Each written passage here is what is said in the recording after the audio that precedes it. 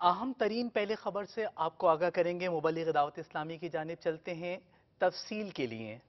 सदर पाकिस्तान ममनून हुसैन से मुबल्लिग दावत इस्लामी और रुकन शूरा ने मुलाकात फरमाई। मुलाकात के मनाजिर आपको भी दिखाते हैं। तुम दावत इस्लामी को जानते हो क्या है, तुम दावत इस्लामी को जानते हो क्या है, फैज़ान मदीना है, फैज़ान मदीना। नाज़रीन, मुबल्लिग दावत इस्लामी और रुकन शूरा टेलीफोन लाइन पर हमारे साथ हैं। आइए इनसे कुछ गुफ्तगू करते हैं। अस्सलामु अलैकुम वरहमतुल्लाहि वबरकातुहू। वालेकुम अस्सलाम वरहमतुल्लाहि वबरकातुहू।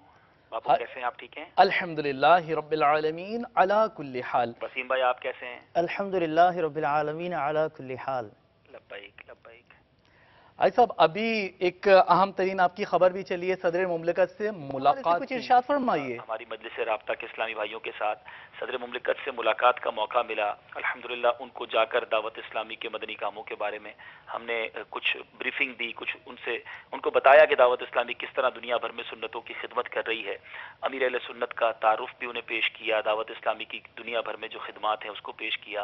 बिलखुसूस उन्होंने बड़ी दिलचस्पी ली दारुल मदीना यूनिवर्सिटी के हवाले से, क्योंकि दारुल मदीना यूनिवर्सिटी के इस्लाम भाई भी हमारे साथ थे, तो उस बारे में काफ़ी बातचीत उनसे हुई।